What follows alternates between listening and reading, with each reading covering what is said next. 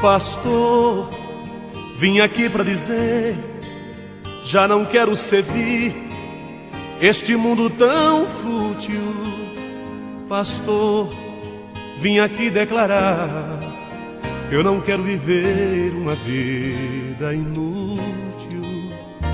Abra seu coração, momento da palavra de Deus. Confessar meus defeitos e as loucuras que eu fiz. Muito bem, o salmo do dia hoje, Salmo 30, você pode anotar o versículo 4. Nós vamos hoje falar sobre um tema muito importante, bíblico. Nós somos servos do Senhor e você vai compreender o sentido da palavra para aplicação na minha vida e na sua. Você saber que nós somos santos, santos no sentido de separado. Eu vou explicar a natureza da santificação no salmo de hoje. Salmo 30, o versículo 4. Diz assim este salmo, capítulo 30 e o versículo 4. Salmodiai ao Senhor, vós que sois seus santos, e dai graças ao seu santo nome. Veja que coisa, né? É para salmodiar, cantar, celebrar, adorar a Deus, quem é santo. Vós que sois seus santos. E dai graça também porque o nome dele é santo. Bendito seja o nome do Senhor. Salmo 30, o versículo de número 4. A Bíblia vai tratar desse tema com maestria, com grandeza, de uma forma eloquente. A Bíblia toda vai falar sobre a santidade. Aliás, lá no livro de Hebreus, eu recitei esse versículo agora na igreja, lá no culto matinal. No capítulo de número 12, o verso 14 diz: segui a paz com todos e a santificação, sem a qual ninguém verá o Senhor, ninguém vai ver a Deus sem uma vida santificada. E aí surge uma pergunta: o que é santidade, o que é santificação? A gente leu agora no Salmo de número 30, versículo 4, que nós somos santos, nós que somos santos, povo de Deus, devemos salmodiá-lo, cantar, e ele é santo. O apóstolo Pedro fala isso, você já deve ter visto, conhece esse versículo. Pedro falando sobre isso, ele diz o seguinte, no capítulo de número 1, primeira carta de Pedro, capítulo 1, vejamos o que é que diz o texto sagrado no versículo 15. Primeira carta de Pedro 1,15. Estou aqui folheando a Bíblia, o programa ao vivo. Diz assim, capítulo 1 da primeira carta de Pedro, versículo 5. Pelo contrário, segundo é santo aquele que vos chamou, tornai-vos santos também, vós mesmo, em todo o vosso procedimento. Verso 16. Porque está escrito, sede santos, porque eu sou santo. Que forte, né? Deus nos chama para uma vida de santidade. Permanecer na presença de Deus, queridos irmãos, requer que sejamos santos. E esta palavra tem vários sentidos, vamos explicar alguns sentidos dela. Todo aquele que se aproxima de Deus deve se apartar da iniquidade. Não tem como viver uma vida com Deus e viver no pecado, numa vida de mentira, numa vida de hipocrisia. A palavra santo significa, em primeiro lugar, separação. Isso mesmo. A palavra santo dá a ideia de separação na Bíblia. Você vai encontrar em muitos versículos essa visão, a ideia. Nós somos um povo separado. Não há como ter comunhão com Deus com as coisas mundanas. Aqui Paulo, ele fala em 2 Coríntios, é um texto bastante conhecido, no capítulo número 6, vou ler aqui para você, é bom a gente fazer uma apreciação bíblica. No capítulo 6, o apóstolo Paulo escreve justamente isso, que nós não podemos dizer que somos separados e viver comunhão com o mundo e com Deus ao mesmo tempo. No capítulo 6, a partir do versículo 11, vejamos. Diz que não há nenhuma comunhão nossa com os incrédulos, com os que vivem na mentira. Falar é uma coisa, dar um bom dia e até ter essa aproximação para pregar, mas comunhão. A Bíblia diz assim, para mim e para você: não vos ponhais em julgo desigual com os incrédulos, porquanto que sociedade pode haver entre a justiça e a iniquidade? Ou que comunhão pode haver da luz com as trevas? Que harmonia entre Cristo e o maligno? Ou que união do crente com o incrédulo? Que ligação há entre o santuário de Deus e os ídolos?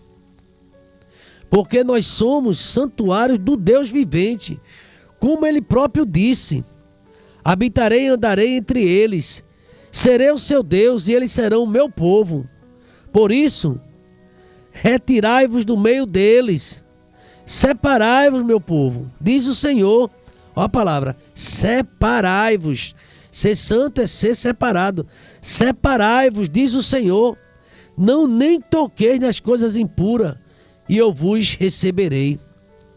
Serei vosso pai, e vós sereis para mim filhos e filhas, diz o Todo-Poderoso. Agora tem que se separar.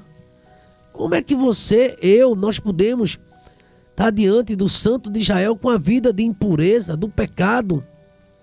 Aqui existe uma exortação à pureza, seguir a paz com todos e a santificação, sem a qual ninguém verá o Senhor, atentando diligentemente, porque ninguém seja faltoso, separando-se da graça de Deus, e nem haja nenhuma raiz de amargura, que brotando vos perturbe, e por meio dela muitos sejam contaminados. Coração amargurado, raiz de amargura, raiva, ódio. Nem haja algum impuro ou profano, como foi Esaú, o qual por um repasto, prato de comida, vendeu seu direito da primogenitura. Pois vocês mesmos sabeis que posteriormente, querendo herdar a bênção, foi rejeitado, porque não achou lugar de arrependimento, embora com lágrimas tivesse buscado.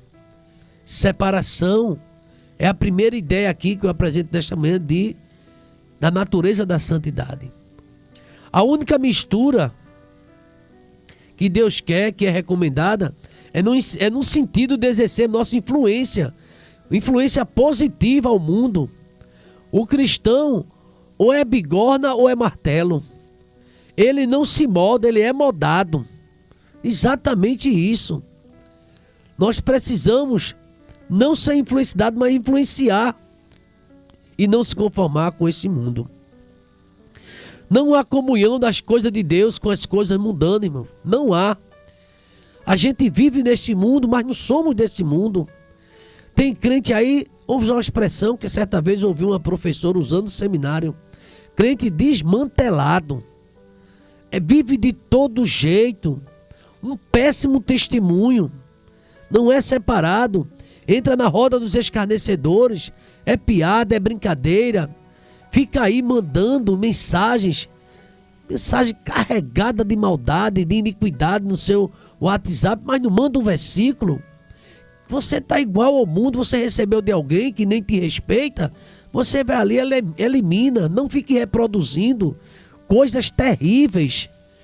Como você é um homem de Deus, uma mulher de Deus, um jovem consagrado, um adolescente que canta no coro, no coral e vive numa vida de pecado ou pregando a iniquidade. Queridos irmãos, está no tempo de despertar. Buscai a paz com todos e a santificação, sem a qual ninguém verá o Senhor. A natureza da santificação requer que eu e você sejamos separados. Agora, a nossa influência deve ser positiva, como sal da terra, a luz do mundo, não para se conformar com as coisas do mundo. Lá no Salmo 1 diz que bem-aventurado é o varão que não anda segundo os conselhos dos ímpios, não se detém no caminho dos pecadores e nem se assenta na roda dos escarnecedores. Não, você não vai se assentar ali, você está ali, é educado, é um bom dia, tá? Mas tem brincadeira que você não vai entrar, nem vai alimentar e muito menos reproduzir ou compartilhar. A natureza da santificação, quem vai ver a Deus, quem é separado. Mas em segundo lugar também, a ideia de santificação é dedicação. Na verdade, nós somos pessoas dedicadas, oferecidas, ofertadas a Deus para o seu serviço. Quase todo domingo lá na igreja, quase todos os domingos, chega um pai e uma mãe e diz: pastor, apresenta meu filho, consagra meu filho. E eu pergunto: você já é evangélica? É evangélico? Aí ela diz assim: sou, graças a Deus. Então ensina o menino o caminho que deve andar, porque quando ele ficar grande vai se desviar. Mas eu tenho perguntado a outros casais: você só é evangélico? Ah, eu sou, ele não. Ou eu sou, ela não. E às vezes os dois não é, mas porque é uma tradição, a gente vai e quer santificar ou quer consagrar. Mas se você não tiver testemunho dentro de casa, não adiantou aquela oração, porque o que você fez não tem harmonia com o que você vive. Não adianta pregar uma coisa e viver outra. E dentro de casa isso vai ser perceptível. Então aqui, além da separação, devem ser dedicadas. Pessoas oferecidas a Deus.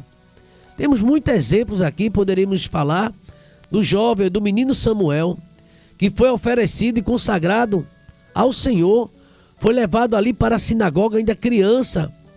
Foi uma oração, foi um voto, consagrado a Deus, e cresceu, e foi juiz, sacerdote, ungiu reis de Israel. O profeta Samuel orava e o havia trovões, Deus ele eliminava amalequitas e inimigos do povo de Deus com a oração do profeta Samuel. Desde criança consagrado. Sansão também foi consagrado ao Senhor, mas infelizmente perdeu a visão, pecou, distanciou-se de Deus. Foi consagrado, foi ungido, mas andou no caminho que não agradava a Deus. Começou a andar com Dalila. E Deus não tem por inocente o culpado. Se permanecer vai ser bênção. Está lá em Samuel também essa palavra. O homem pecando contra o homem, Deus é o árbitro, o juiz. Mas o homem pecando contra Deus, quem vai defender? E tem muitos que estão pecando contra Deus. E Deus disse assim: eu disse que não iria faltar descendente na tua cadeira, mas eu não vou fazer mais isso porque você me rejeitou. E quem me rejeita, eu vou rejeitar também. Dedicação. Você diz que é um servo do Senhor, uma serva de Deus. Qual é a tua dedicação na obra de Deus? Você praticamente é um visitante dentro da igreja. E quando chega, vai para aquela última cadeira, último banco. Não se dispõe, não se propõe, não vai para evangelismo, não dá uma assistência ali na oração, não tem envolvimento, não visita. Ah, mas eu vou no domingo à noite. Praticamente é uma pessoa que vive no anonimato, não tem um trabalho, não se coloca: eis-me aqui. Porque Deus pergunta: a quem enviarei? Eis-me aqui, envia-me a mim. Mas você não diz isso. Então como é que você é santificado se você não é dedicado? Não oferece sua vida a Deus. Não tem tempo para Deus. O seu tempo para Deus cada vez menor. O teu nome é trabalho e tem que trabalhar mesmo. Agora não é possível, irmão, que você não faça um sacrifício para ter tempo para Deus. É necessário isso. A tua vida, muitas vezes você vai envelhecer aí e não tem tempo para Deus. Dá uma assistência à sua igreja, ao seu líder, ao seu pastor. Pastor, eu estou aqui, está precisando de alguma coisa? Fazer o serviço. Pois eu quero dizer para você que santo é uma pessoa separada, mas também alguém dedicado a Deus. Você vai encontrar essas pessoas dentro da igreja, se dedicando à obra do Senhor. Mas também a natureza da santificação, não apenas separação, dedicação, é a purificação. Duas palavras muito fortes, irmãos, quando a gente ouve a palavra santidade: é purificação e limpeza. Deus usa vasilhas limpas, lavadas e purificadas. Quantos estão na obra de Deus, mas o pecado escondido, não confessado, e está ali na frente, parece até ser dedicada e separada, mas não é purificada. Você compreende? Está ali fazendo, não engana ninguém não, pensa que está enganando, não está. Vive com mentiras, vive escondendo as coisas, e logo vai ser descoberto, que a Bíblia diz que não tem nada escondido que não venha a ser revelado. e até escandaliza aquela pessoa que sabe do que você apronta. Porque tem pessoas que descobrem e ficam dizendo, mas rapaz, fulano vai ali, canta e tal, e é tanta coisa na igreja, mas vive fazendo coisas erradas. É interessante, irmãos, observar como a santidade de Deus exige limpeza no arraial de Israel. Nada de sujeira dentro do arraial. Jesus, ele fala sobre isso. Lá em João capítulo 15, ele diz que a árvore que dá fruto, ele limpa. Jesus gosta de limpeza. Limpa para que produza mais frutos. Mas tem árvore aí suja. Pessoas estão ali, mas sem uma vida com Deus. É uma vida de mentira. A purificação é algo que acontece como ação de Deus. Você vai encontrar no Salmo 51, purifica, meu Deus, e eu ficarei mais alvo do que a neve. Davi pedia perdão e purificação da sua vida. Vivemos, irmãos, em meio a uma verdadeira podridão moral nos dias de hoje. Ética. Somos uma sociedade podre. Gente que está aí, aparentemente uma vida limpa, mas vive no erro também. Critica muito quem está errado, mas também vive no erro. O povo de Deus, irmãos, em meio a essa geração é como o lírio, em meio à poluição, e ele conserva a alvura. Em todo o tempo seja alva as tuas vestes, e jamais falte o óleo sobre a tua cabeça. É o que diz em Eclesiastes 9:8. A limpeza dos olhos, dos lábios, dos pensamentos, das mãos, dos atos. Siga a paz com todos, siga a santificação, seja separado, dedicado, purificado, lavado no sangue de Jesus. A ideia de santificação é consagração. E consagração é um gesto do cristão, declarando em palavras e em atos que tudo nele pertence ao Senhor e será tudo para a glória de Deus. Consagração envolve todo o nosso ser, recursos, tempos e atitudes. Como é profunda essa palavra. Buscai a paz com todos e a santificação. Então se consagre, se dedique, se separe. Seja um vaso limpo, uma vasilha limpa. Eu quero concluir. A natureza da santificação não só passa pela dedicação, purificação, separação, não só pela consagração. Eu quero dizer, em quinto lugar, é pelo serviço. Serviço que se apresenta como culto, como adoração. Toda a vida de um cristão se expressa no culto, onde ele estiver. O culto não se limita a um ato litúrgico que se dá em um prédio, em uma construção, não. O culto é um estilo de vida, é uma vida vivida constantemente em adoração a Cristo. E que nesta manhã, o Senhor, pela sua graça, cumpra em nós todos os seus propósitos, no nome de Jesus. Amém. Agradecemos sua presença aqui em nosso canal. Obrigado. Pastor, eis a minha confissão, porque fui ovelha perdida, no caminho ferida, caída.